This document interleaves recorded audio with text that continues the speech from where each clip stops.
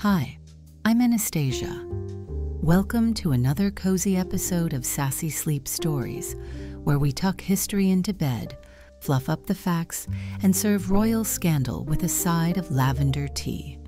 Before we begin, don't forget to subscribe, like, and leave a comment below. It helps the royal algorithm know you'd like to be invited to the next crown-toppling bedtime story. Now snuggle in, close your eyes, and prepare to be royally embarrassed, by proxy, of course. Let's begin.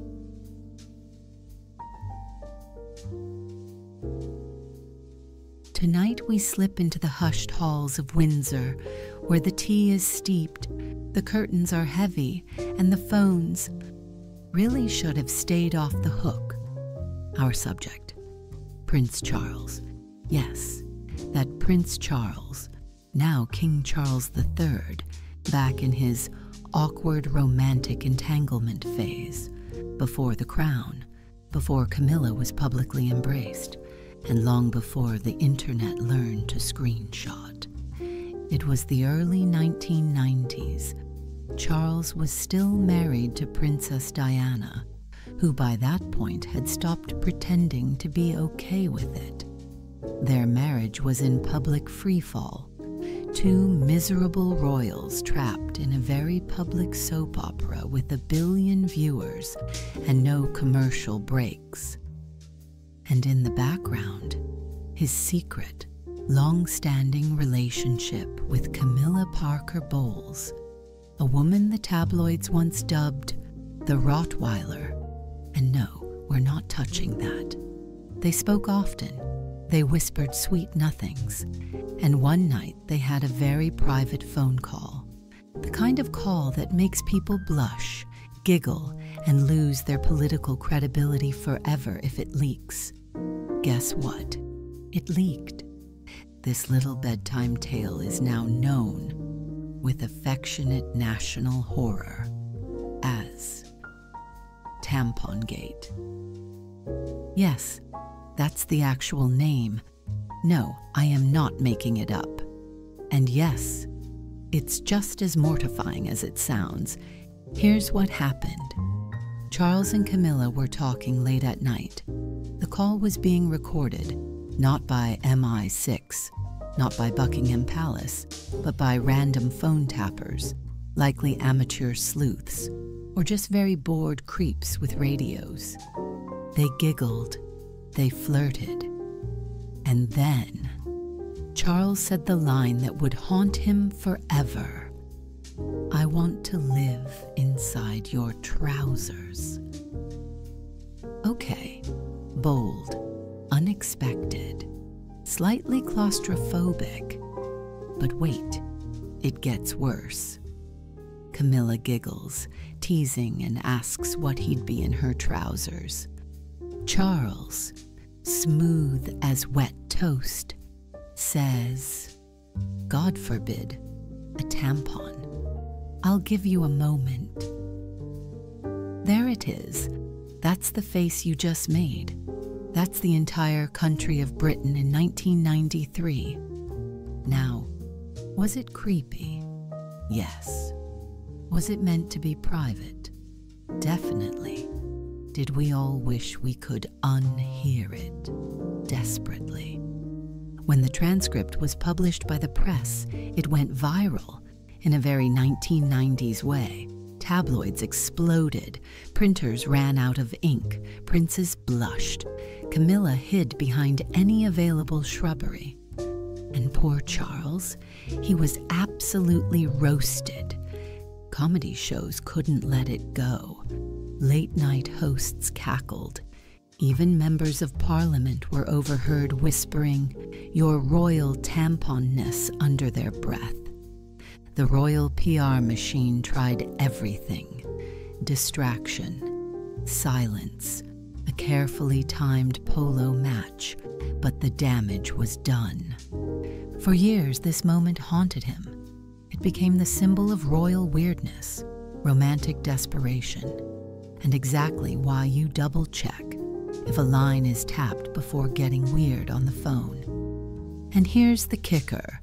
Charles and Camilla actually made it. Years later, they married. She became the Duchess of Cornwall and eventually Queen Consort.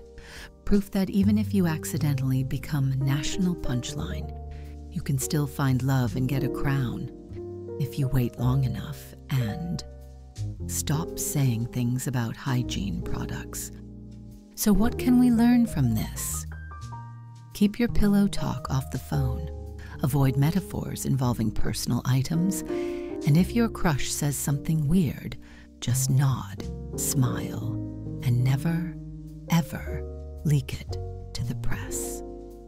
Now drift off, my dear, and may your romantic whispers stay private, your trousers remain your own, and your phone calls go unrecorded, unlike his royal absorbency.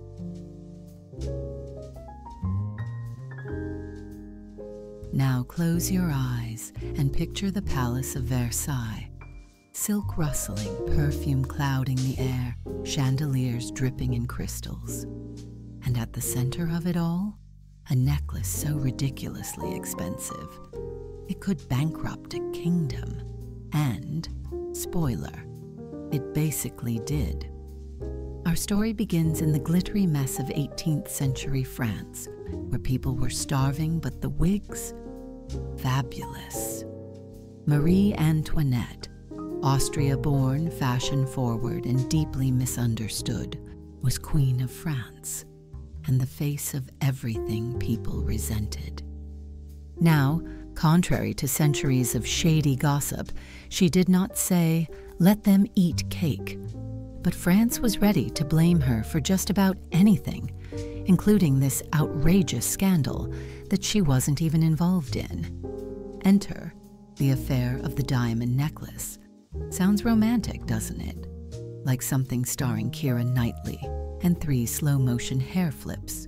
But oh no, this was not love. This was drama, fraud, and one very confused cardinal. Let's set the stage. There's a con woman, Jeanne de la Motte, who is basically the 18th century version of fake it till you make it, or at least until you cause a revolution. She's got ambition, charm, a very creative relationship with the truth, and zero qualms about dragging royalty into her schemes. Jeanne knew a cardinal who desperately wanted to get back into Marie Antoinette's royal good graces. And like any self-respecting grifter, she saw an opportunity and thought, what if I forged some letters, pretended to be the queen, and got this cardinal to buy me a diamond necklace worth millions in today's money? What could go wrong, right? So she convinces him that Marie Antoinette wants to buy this necklace of doom in secret. It's got 647 diamonds. It's so gaudy, even Liberace would say, tone it down. But the cardinal believes every word. To seal the deal, Jeanne hires a random Parisian prostitute who vaguely resembles the queen to meet the cardinal in the gardens of Versailles at night, dressed like Marie, saying sweet, vague royal things. With a rose. That's it. A rose and a wig, and he's sold. Cardinal. My queen. Random woman. Wee darling. Cardinal. Emotionally ruined. Financially committed. He signs off on the necklace. Jeanne takes it. Immediately breaks it apart, sells the diamonds across Europe, and vanishes into the sparkle. But oh, karma comes in powdered wigs. Eventually, the whole plan unravels like a cheap corset string. The cardinal is dragged into court, Jeanne is caught, and poor Marie Antoinette, who had nothing to do with any of this, gets the blame. Why? Because the people were ready to riot over bread, and nothing says time to bring down the monarchy like rumors of a queen spending enough money to feed a city on a piece of neck furniture. Even though she was innocent, the public saw Marie as vain, greedy, and wildly out of touch, all thanks to one con woman, one necklace, and one cardinal who should have asked more questions. And not long after, the French Revolution hit like a guillotine to the neck, literally. So what's the moral of the story? Never trust anonymous love letters. Don't buy jewelry in secret for people who ghost you in rose gardens. And maybe, just maybe, don't drag your monarchy's reputation into a diamond-fueled lie when the economy's on fire. Sleep tight, darling, and remember, when life feels dramatic, at least you're not being framed for a necklace you never wore by a woman who forged your handwriting using 17th century calligraphy. Now that's peak historical embarrassment. Now let's glide softly into the velvet halls of modern royalty, a place where the scandals have microphones, the staff wear earpieces, and the embarrassment is televised in glorious high definition. Tonight's tale stars a man named Prince Andrew, Duke of York, second son of Queen Elizabeth II, polo enthusiast, and the unfortunate star of what might be the most cringeworthy interview in royal history. Let's set the scene. It's 2019. The royal family is already juggling drama like it's part of the official crown duties. Meghan and Harry are shaking up traditions. The tabloids are frothing. And here comes Andrew, right into the spotlight, thinking it's a great time to explain himself. See, Prince Andrew had long-standing ties with a man whose name I won't say, because bedtime stories don't need that kind of energy. Let's just say this man was involved in deeply dark things, was convicted, and then died in suspicious circumstances. Andrew had been photographed with him, had visited him, had stayed in his homes. Not a good look. And the public, rightfully furious. They wanted answers. So Andrew does what any royal would do. He agrees to a sit-down interview with the BBC's Emily Maitlis, on camera, live, unscripted, bold, and historically regrettable. Now Emily is calm, sharp, and terrifying in the way only a very prepared journalist can be. She asks polite but lethal questions. She leans in. She nods slowly. It's a trap made of manners. And Andrew? He walks right in. She asks, "Did you go to that party?" Oh, he says, "I don't recall."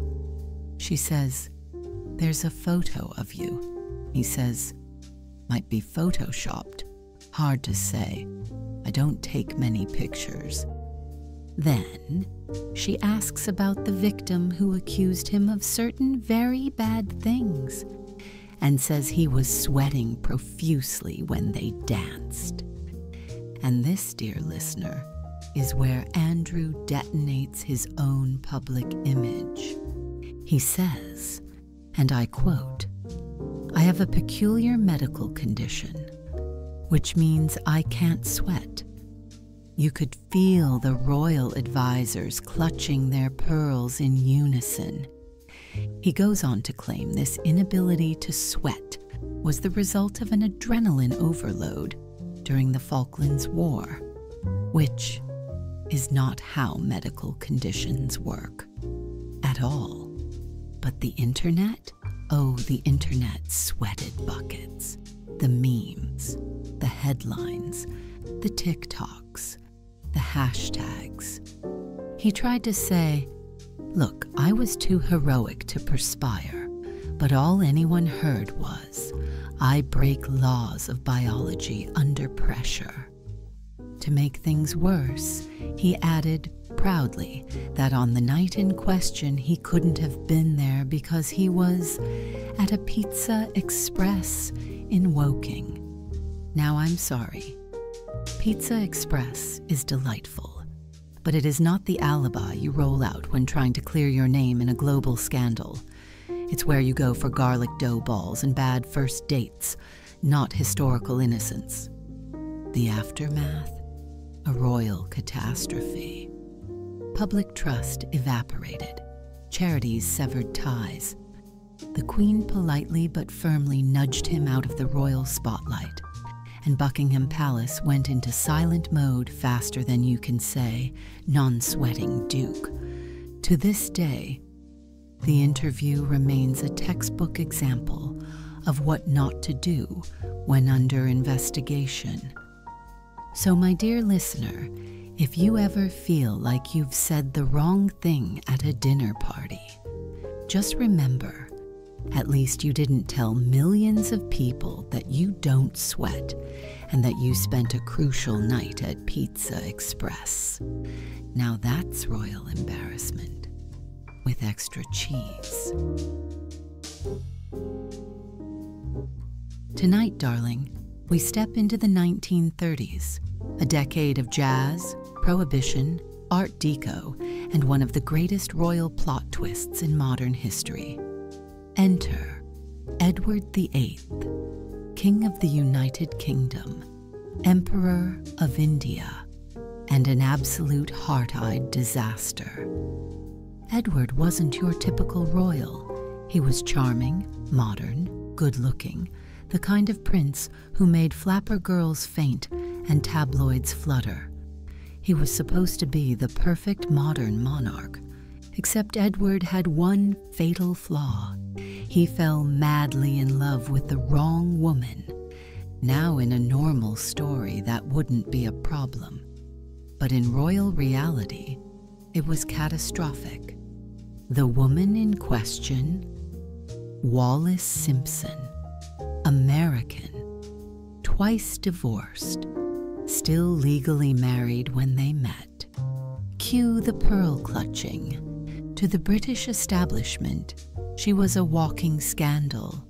To Edward, she was everything. And to Queen Mary, his iron-spined, heavily sleeved mother, she was the woman who ruined everything. Now, this wouldn't have been such a crisis, except Edward insisted on marrying her, not seeing her quietly on weekends, not giving her a nice necklace and calling it a day, marrying her. And the British government, firmly attached to their traditions and their collective monocles, said absolutely not.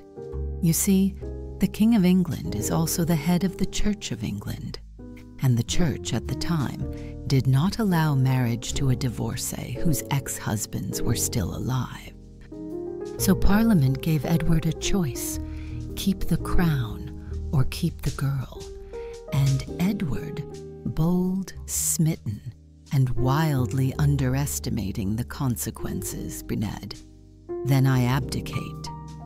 He gave a now famous radio speech in that soft, overly royal tone of the time, saying, "I have found it impossible to carry the heavy burden of responsibility without the help and support of the woman I love." Translation: Bye, Palace. Hello, scandalous honeymoon. And just like that, for the first time in British history, a monarch voluntarily gave up the throne for love. To say the royal family was mortified would be an understatement. Queen Mary refused to speak to him for years.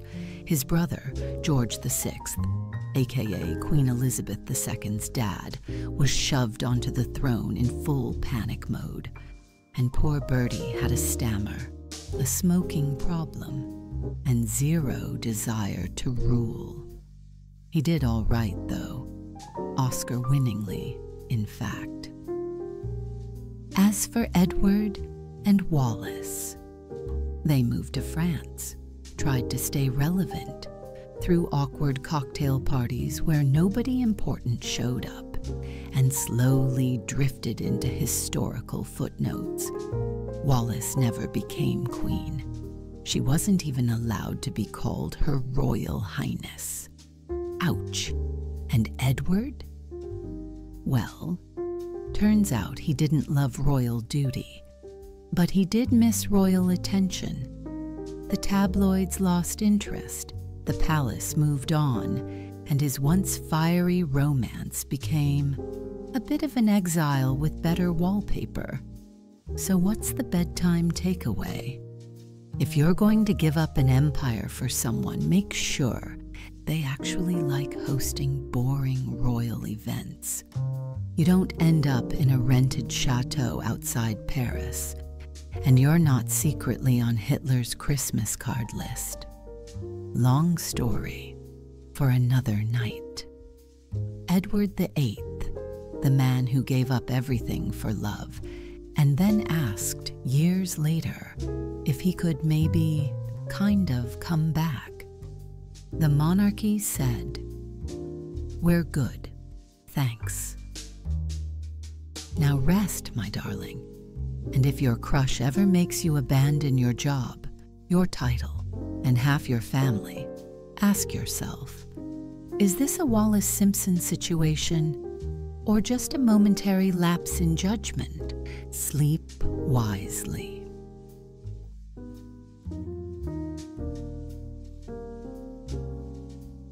Tonight we journey to Imperial Russia, where the snow is dramatic, the palaces are chilly, and the fashion choices are occasionally fatal. Our main character, Nicholas II, the last Czar of Russia, a man with a gloriously curled mustache, a deep love for his family, and no talent whatsoever for running a country. But tonight's story isn't about revolution or Rasputin. Oh no. Tonight, we're talking about pants. The year is 1896. Nicholas is young, newly crowned, and doing his royal rounds in Europe like a debutante with an empire. He's in France, trying to be diplomatic and adorable, smoothing relations between the Romanovs and the French Republic. There are balls, there are toasts, there are stiff military salutes that no one knows how to do properly. And there is a pair of balloon trousers. Yes, balloon trousers, designed specially for him to show off his royal thighs and accommodate a ceremonial sword. They were pleated, they were puffy, they were the Michelin Man meets couture, and on the day of a big fancy military parade, with French and Russian troops lined up, flags waving, and at least 8 national anthems playing simultaneously, Nicholas steps into the spotlight in those trousers. He looks regal, he looks authoritative, he looks very faint. Because what Nicholas didn't know is that the trousers were insulated, like aggressively. They trapped heat. They tightened at the waist. They did not breathe. And Nicholas, poor soul, did not either. So halfway through the ceremony, in front of generals, cameras, and a few horses that looked deeply concerned, Nicholas collapses, right there, in the middle of a grand diplomatic parade. Down goes the emperor of all the Russias, in what was essentially a royal sauna disguised as pants. French officials gasped, Russian aides panicked, and the trousers smugly clung to his unconscious legs like they were proud of themselves. Nicholas was rushed off in a fainting royal heap. When he regained consciousness, do you know what his first words were? We don't, but let's imagine. Burn the pants, This was not, as you can imagine, a great look for Russian dignity, or diplomacy, or fashion, and it certainly didn't help his already questionable leadership reputation back home. I mean, how do you tell the Russian people to endure famine and revolution when you can't survive a warm breeze in France? But the best part, the trousers were never seen again. They were buried somewhere in a vault, probably alongside other fashion crimes like powdered wigs for infants and Queen Victoria's mourning bonnet collection. So, my dear listener, if you've ever worn something ridiculous to a formal event, if your skinny jeans have betrayed you in a bathroom stall, if your shapewear once tried to end your life mid-wedding, remember this: you're not alone. Even an emperor, with palaces, diamonds, and a personal tailor, once got taken down by his own trousers. Sleep in stretchy pants tonight. Nicholas would want that for you.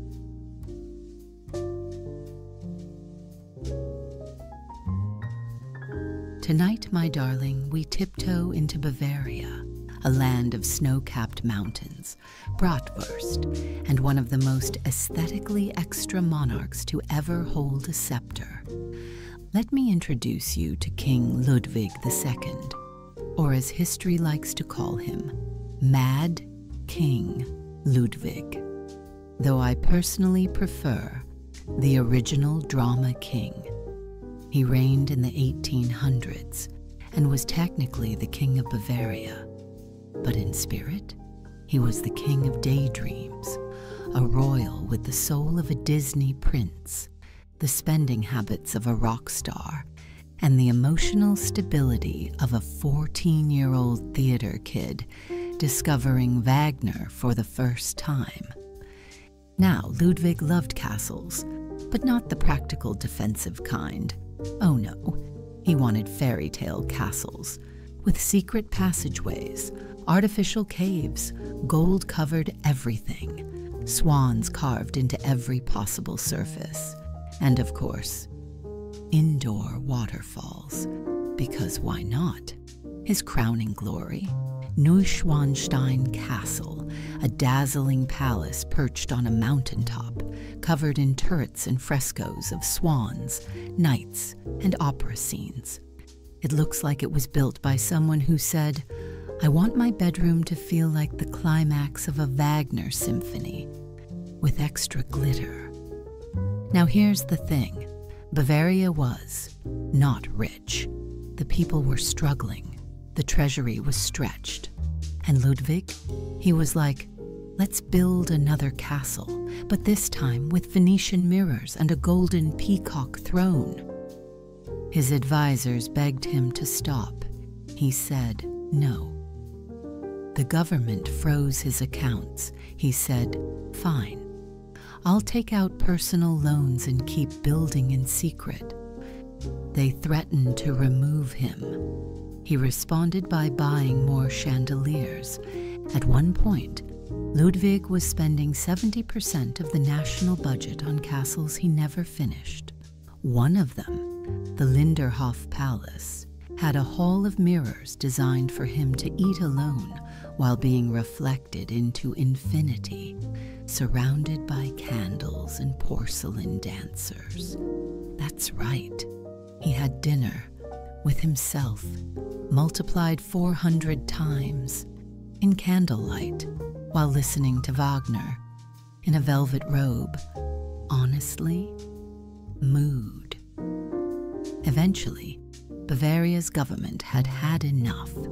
They secretly arranged a medical report declaring Ludwig mentally unfit to rule, without ever examining him in person, because they knew if they met him, he'd just distract them with tapestries and swan facts. He was arrested and taken to a remote castle under supervision. 2 days later, Ludwig was found dead in a shallow lake alongside his psychiatrist.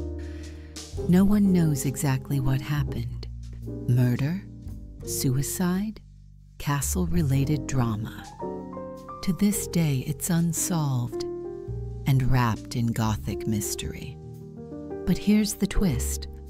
Ludwig's castles, once considered national embarrassments, now bring in millions of euros in tourism every year.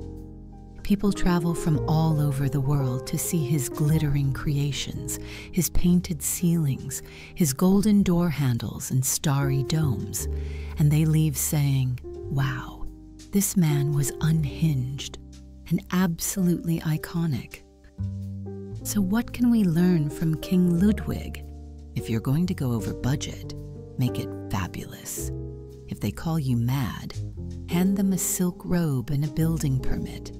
And if you're going to bankrupt a nation, at least make sure the architecture trends on Instagram later.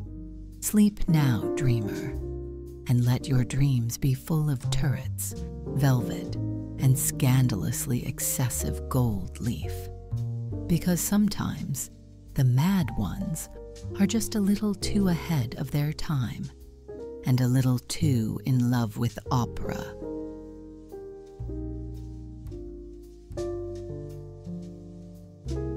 Tonight, we dim the lights, not just for ambiance, but out of respect, because we're about to talk about a woman who turned mourning into a full-time monarchy.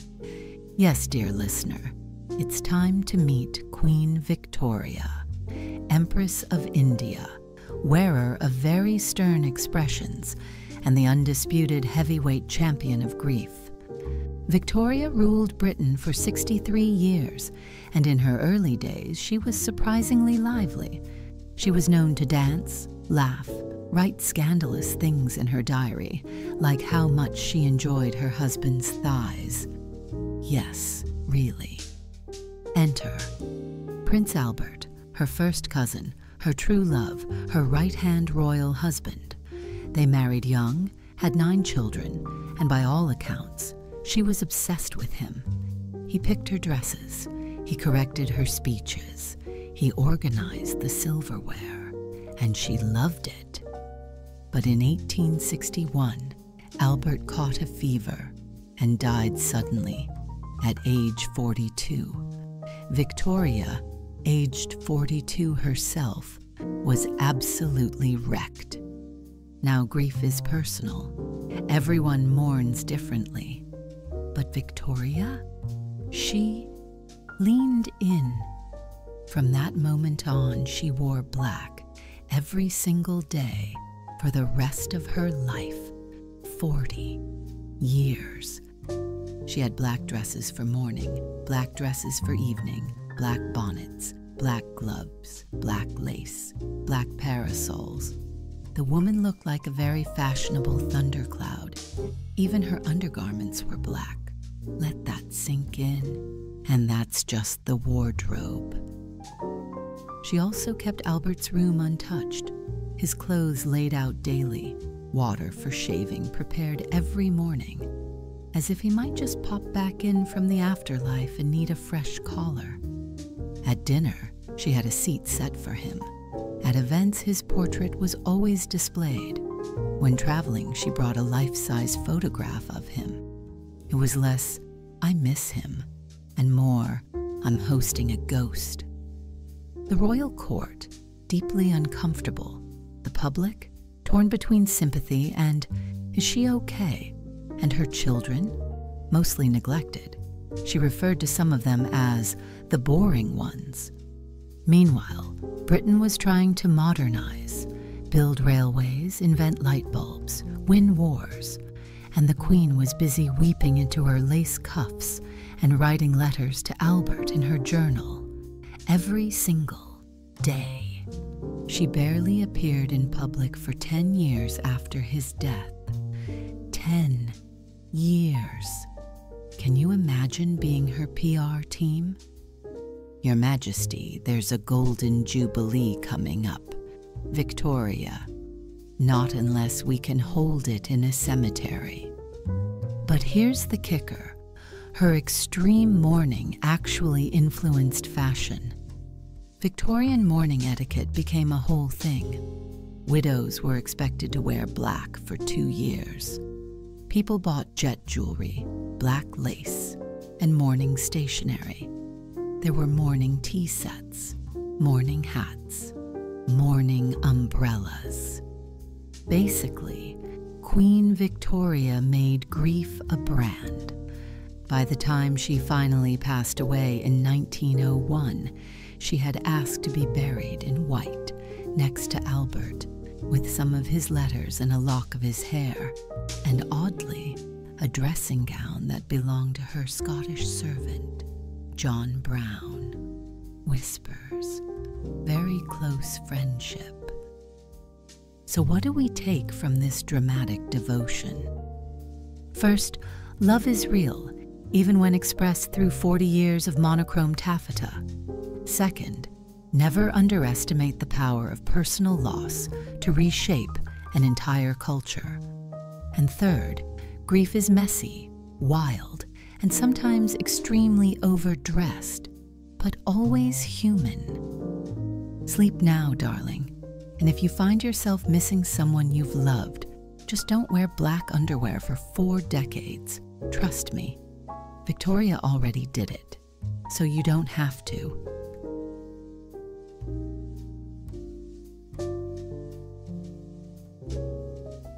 We're now heading to 17th century Sweden, where snowflakes fall like lace, and monarchs are expected to be polite, Protestant, and preferably male.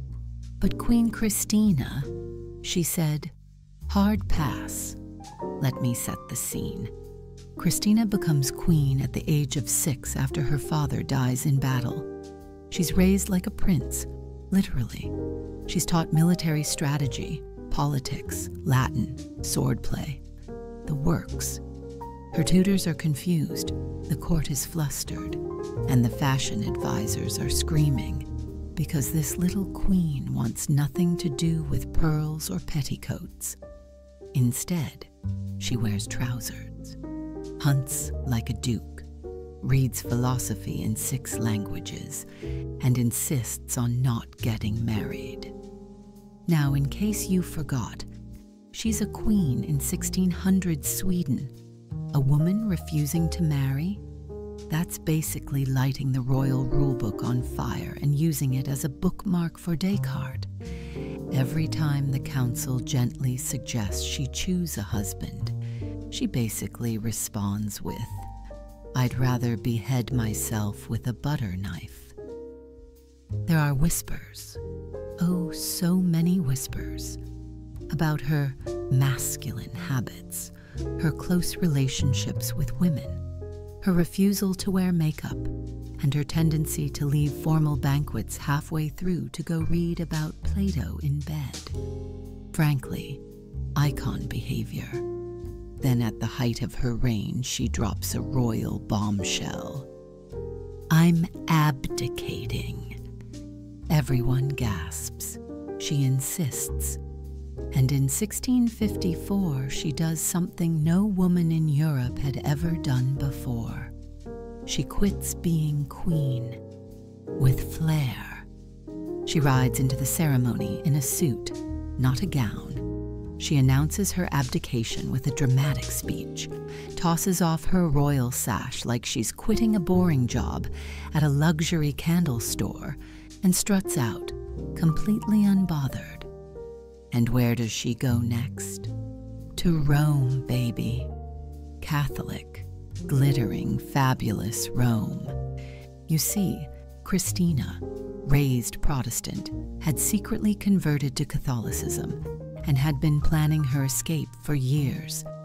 Because why just resign when you can do it while switching religions, shocking Europe, and making the Pope faint from political whiplash? In Rome, she was a star.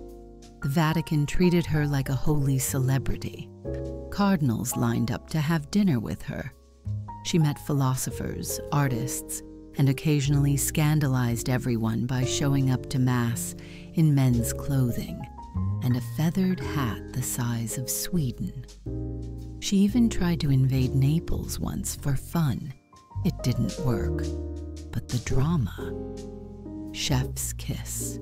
Christina never married, never apologized, never returned to the throne. She lived, laughed, and philosophized her way through every European capital that would host her, leaving behind rumors of secret affairs, wild dinner parties, and at least one duel. When she died, the Pope had her buried in the Vatican. The only woman ever given that honor who wasn't a saint. Because even the Church had to admit she may not have been holy, but she was unforgettable. So, my sleepy listener, if you've ever wanted to burn it all down and start over, know that a queen once did exactly that. In trousers, on horseback, with a Latin quote, and 0 regrets. Sleep well, and may your dreams be full of big hats, big decisions, and the courage to say, no thanks, I'd rather rewrite the rules.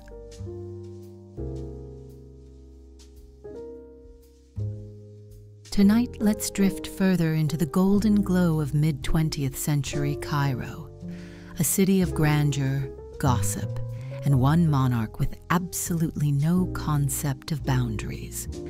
Meet King Farouk, the first of Egypt, last king of the Muhammad Ali dynasty, owner of 1,000 luxury cars, collector of stamps, coins, and your valuables, whether you offered them or not.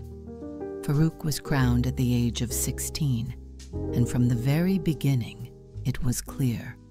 This man had 2 passions, living like a Bond villain and stealing things that did not belong to him. And I don't mean political corruption or abstract power grabbing. No, I mean literal, petty theft. Like kleptomaniac with a palace problem. Let's talk about his dinner with Winston Churchill.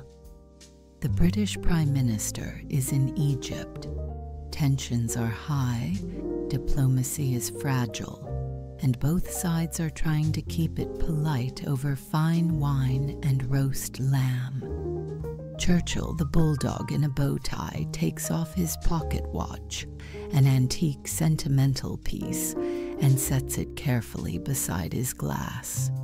A few sips, a few toasts, and poof, it's gone.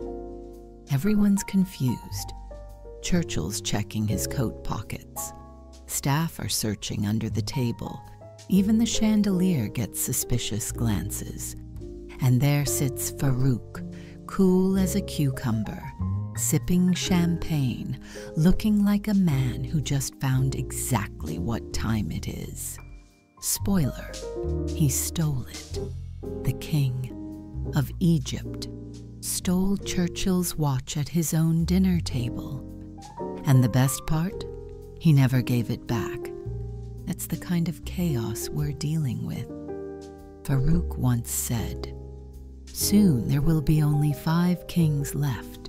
The King of England, the King of Spades, the King of Hearts, the King of Clubs, and the King of Diamonds." You know, because he thought monarchy was dying, and he would be the last one standing. Sweetie, spoiler, you got kicked out 3 years later. But let's back up. Farouk's list of royal embarrassments reads like the plot of a Netflix dark comedy. He once stole a sword from the Shah of Iran during a state visit. He walked into a New York hotel and accidentally took an elevator operator's wallet. He snuck into a bakery at night because he was craving a midnight eclair. He had 10,000 silk pajamas, a yacht called the Mahrusa, and a private zoo with lions he fed by hand for fun. The man had 2 entire rooms filled with erotic playing cards, and he reportedly declared war on chocolate cake after eating too much of it at once. He was, in a word, unbothered. A man with a crown, no impulse control, and a wardrobe that said, "What if Gatsby had no shame?" Eventually, the people of Egypt had enough. In 1952, the military overthrew him, but Farouk didn't go quietly. He left the country on a royal yacht, eating caviar, wearing silk, and reportedly taking several truckloads of furniture with him. Because of course he did. Exiled in Italy, he lived out his days gambling, stealing silverware, and telling anyone who'd listen that the throne misses me. Sure it does, darling, along with Churchill's watch. So what can we learn from King Farouk? Well, if you must steal something, maybe don't steal from Winston Churchill at an official state dinner. And if you're going to hoard pajamas, try to keep it under 10,000. Now rest, my love, and if you wake up tomorrow missing a sock, a charger, or a family heirloom, just know, Farouk probably would have taken it too, and told you it looked better with his robes.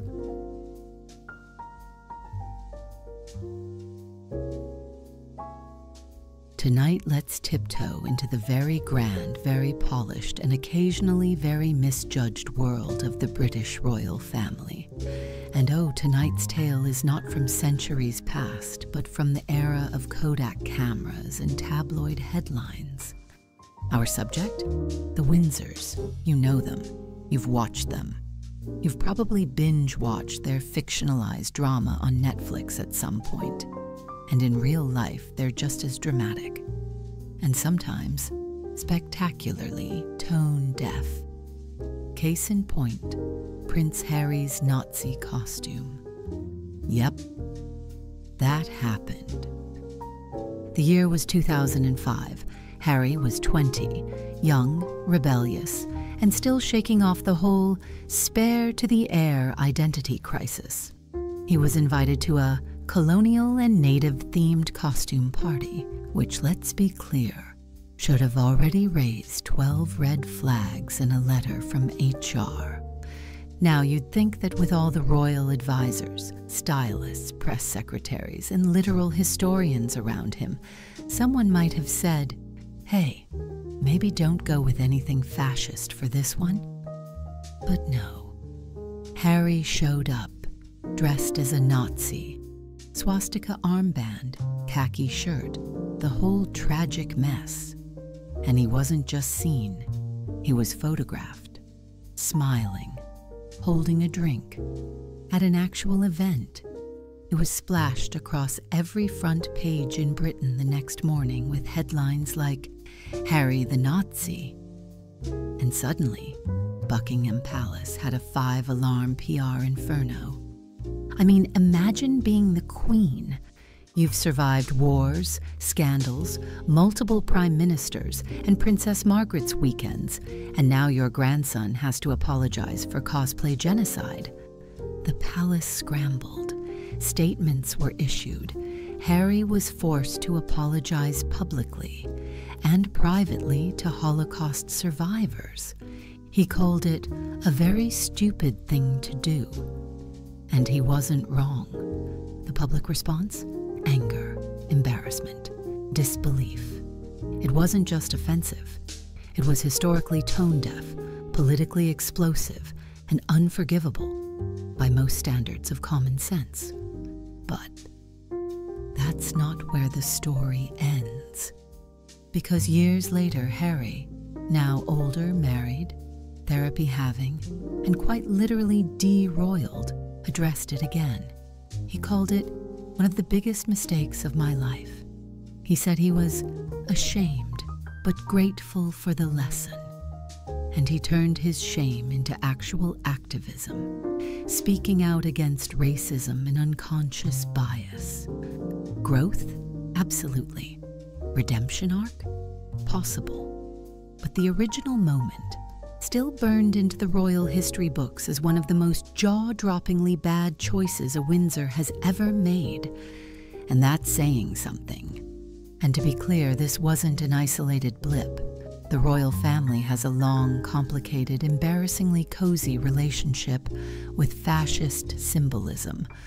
From Edward VIII, yes, the abdication guy, allegedly saluting Hitler, to certain relatives being a little too into eugenics for comfort. The Windsors have had decades of PR cleanup on aisle. Oops, we sympathized with the wrong side. But Harry's moment, that was unfiltered, modern, caught in 40K. Proof that even the most groomed, guarded family on earth can still slip on a very public banana peel. So what can we take from this?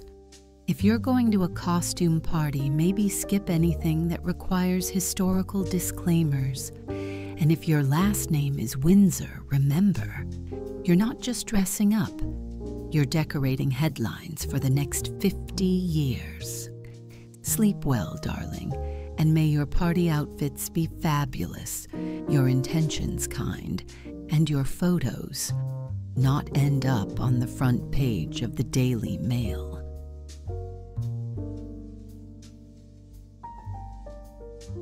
Tonight's royal oopsie comes not with a crown, but with a laurel wreath, a hand tucked mysteriously into a vest, and a permanent frown that screams, "I absolutely heard that joke about my height, and I am not amused."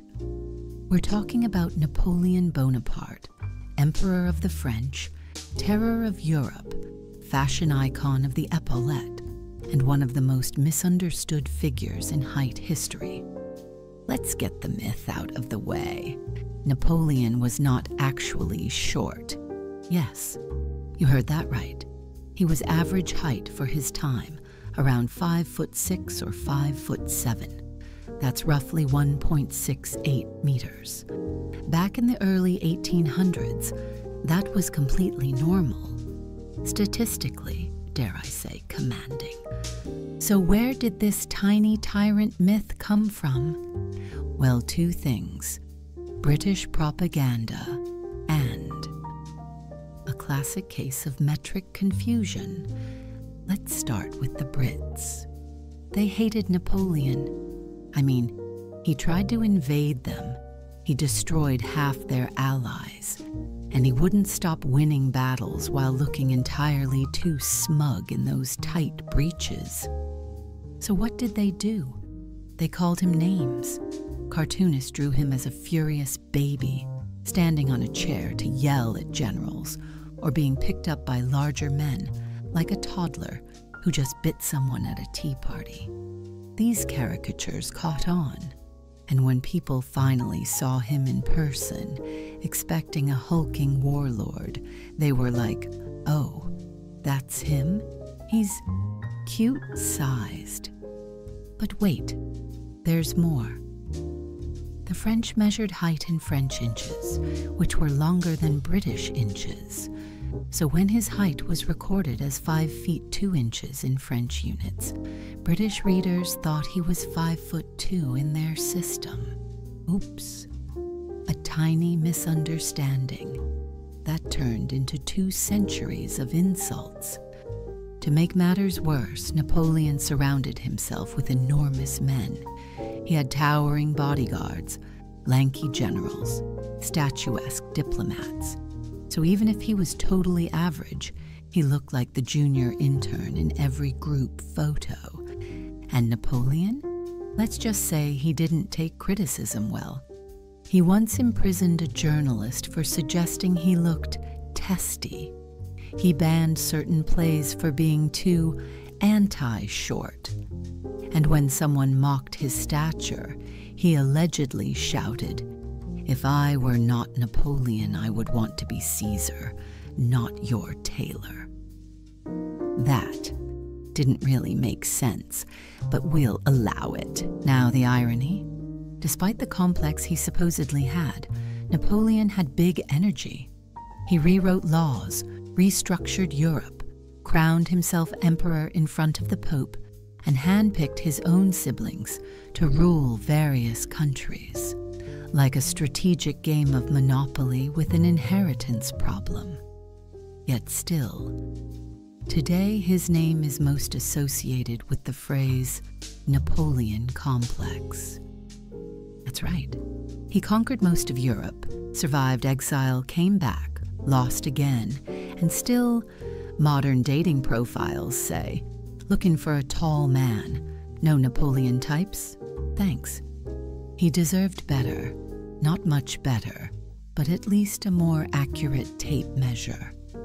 So tonight, my darling, sleep knowing that even the most powerful men in history can be undone, not by war or scandal, but by metric system miscommunication and petty cartoonists. Rest well, and if anyone ever calls you too short for something, stand tall, conquer a continent, and remind them it's the scale of your ambition, not your shoes.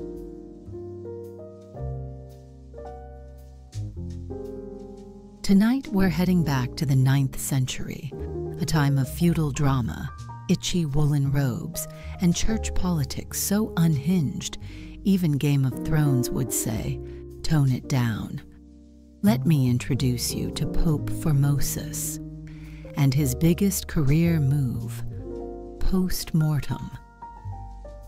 Formosus was pope from 891 to 896 AD, and to be fair, his papacy wasn't exactly peaceful. He was caught up in the usual mess of medieval church politics. Who gets to be emperor? Which bishop is legit? And who has the fanciest hat?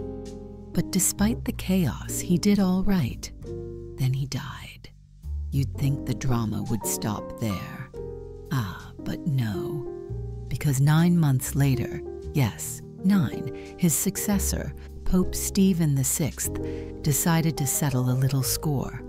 And when I say settle, I mean he decided to put Formosus on trial, like physically. He had the rotting corpse of Pope Formosus dug up from its tomb, propped up on a throne in full papal robes, and put on trial in what is now famously called the Cadaver Synod, or, more appropriately, the world's most unnecessary courtroom drama. Picture it. A cold stone cathedral, candles flickering, a bunch of bishops trying not to faint from the smell, and in the center, a corpse in a crown, being asked to explain his crimes. Formosus, being, you know, dead, did not say much.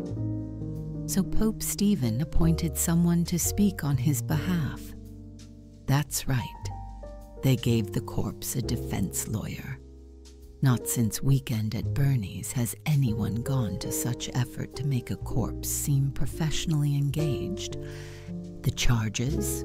Completely petty and bizarre. That Formosus had been pope illegally.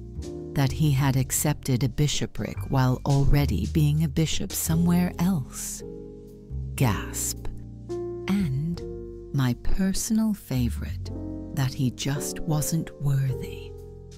Imagine being accused of not being holy enough by a man who literally dug you up to yell at your bones. Unsurprisingly, Pope Stephen declared Formosus guilty. The punishment? They stripped him of his robes, cut off the 3 fingers he'd used to bless people, tossed his body into the Tiber River like yesterday's heresy. Don't worry, sympathetic monks fished him out and reburied him secretly later, probably with a note that said, "Please don't do this again." And here's the best part. The public? Outraged. Even in the Dark Ages, people were like, okay, this is a little much. Within months, Pope Stephen was deposed, imprisoned, and strangled in jail. Karma, darling, even in cassocks. Formosus's corpse was dug up again, re-robed, and buried with honor. His name was cleared, and the church quietly filed this entire episode under, let's never speak of this again. But we are speaking of it, because if history teaches us anything, it's this. No matter how dramatic your workplace is, at least no one has put your skeleton on trial. So rest easy tonight, my dear, and if your to-do list feels overwhelming, just remember, Formosus did nothing for 9 months and still had to lawyer up. Further this evening, let's take a breath and step into 1995. It's late November in London. The air is damp, the tabloids are feral, and the walls of Kensington Palace are practically humming with tension.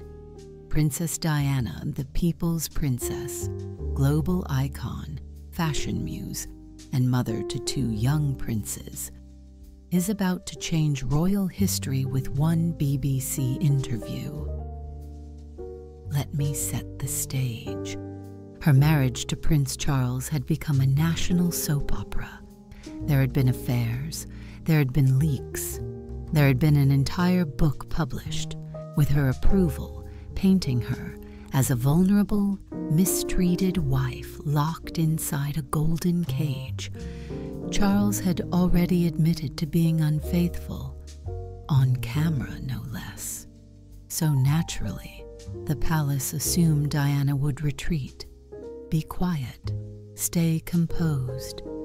Instead, she met with journalist Martin Bashir in secret, wearing a black blazer, smoky eyeliner, and the kind of expression that said, "I am done playing nice." The interview aired on Panorama, and the monarchy has never been the same. She sat there, elegant, poised, softly lit, and quietly detonated every royal expectation. She talked about her postpartum depression, about her bulimia, about feeling isolated, unwanted, and manipulated by the very institution she married into. And then came the line, you know the one. There were 3 of us in this marriage, so it was a bit crowded. Boom, mic drop, emotional mushroom cloud. In one sentence, Diana had confirmed the worst-kept secret in Britain, that her husband, Prince Charles, had carried on a long-term affair with Camilla Parker Bowles throughout most of their marriage. And she didn't shout, she didn't cry, she simply said it with the steady, devastating clarity of a woman who had been gaslit for years and finally decided to light the match herself. The public, shocked, moved, obsessed. The palace, apoplectic. Royal aides were reportedly sprinting through corridors like Downton Abbey was on fire. The Queen, who never comments on anything, wrote formal letters suggesting Charles and Diana divorce immediately. The press had a field day. There were headlines like, "Diana dagger at Charles," "The crowded marriage," and my personal favorite, "Camilla roast served cold." But here's the thing, Diana didn't do it to be spiteful. She did it to be heard. She spoke for every woman who'd been sidelined, ignored, or made to feel like they were the problem when all they ever wanted was kindness, and maybe a husband who didn't flirt over the phone with a horse-obsessed mistress. Her interview was a masterclass in emotional honesty, wrapped in Chanel and delivered with whispery devastation. And while it rocked the monarchy to its core, it made millions of women around the world feel seen. She ended the interview saying, "I'd like to be a queen of people's hearts." Darling, she already was. So tonight, rest your head and take this truth with you. Even in the most rigid, pearl-clutching institution on earth, a woman with nothing but a microphone and her story can bring the whole illusion to its knees. Good night, and may your voice like Diana's, always find a way to be heard.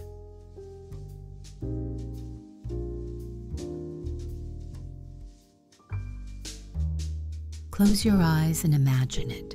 Rome, the eternal city, filled with marble columns, fragrant markets, gossiping senators, and citizens casually wearing togas like they're in a Netflix reboot. Now cue the chaos, because Nero, Emperor of Rome from 54 to 68 AD, is about to start the most scandalous concert series in ancient history. Nero wasn't just a ruler. He fancied himself a musician, a poet, an actor, an all-around misunderstood artist in a world of critics and bad lighting. The Senate wanted him to govern. Nero wanted to write ballads about moonlight. The generals wanted military reforms. Nero wanted to perform in a 5-hour, one-man tragic play where he dies beautifully. This was a man who hosted gladiator fights not for sport, but because they made excellent backdrops for his lute solos. Now let's address the most infamous rumor. Did Nero really play the fiddle while Rome burned? Technically, Number the Fiddle didn't exist yet. But the story, the story stuck like soot on a toga. Here's what happened. In 64 AD, a massive fire broke out in Rome.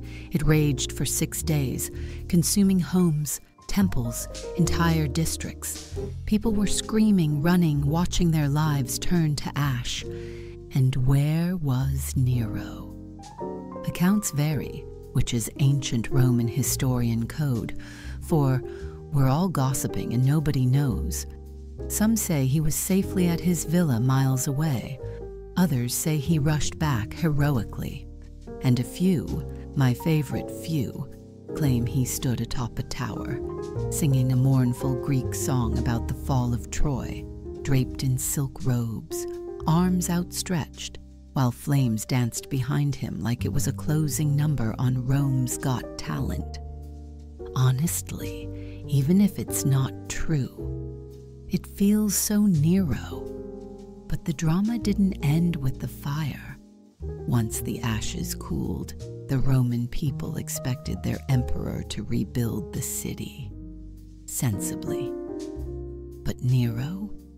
He took one look at the scorched land and said, "Oh, this would be the perfect spot for my giant golden palace." Yes. He used the cleared-out, fire-ravaged land to construct the Domus Aurea, the Golden House, an obscene, sprawling, marble-covered mansion with rotating dining rooms, a fake lake, and a statue of himself that was taller than most temples. Citizens who had lost everything now had to look at a 100-foot bronze Nero every time they fetched water. You can imagine the Yelp reviews. People were furious. Rumors spread that Nero had started the fire on purpose, just to clear space for his mega mansion. And Nero, he blamed the Christians, a small, weirdly dressed religious group who didn't worship Roman gods and had a knack for getting blamed for stuff. He began one of the first official persecutions in history, burning them, feeding them to lions, and setting a tone of cruelty that would later get him condemned by, well, basically everyone. But karma was lurking in the wings, and she had a dagger. Eventually, rebellions rose. Senators turned, provinces revolted, and Nero, the emperor who once dreamed of Broadway, ended up hiding in a ditch outside Rome, asking his servant to help him die, because no one else cared enough to kill him. His last words, "What an artist dies in me." Darling, we know. So what's the lesson? If you light up a stage, make sure it's not your capital city. If you build a golden palace, maybe don't do it on the smoldering remains of your people's homes. And if you're an emperor with a lute and a god complex, try stand-up comedy instead. Now rest your eyes, sweet listener, and let history remind you, sometimes the most tragic figures are not the ones in the fire, but the ones performing for applause while everything burns.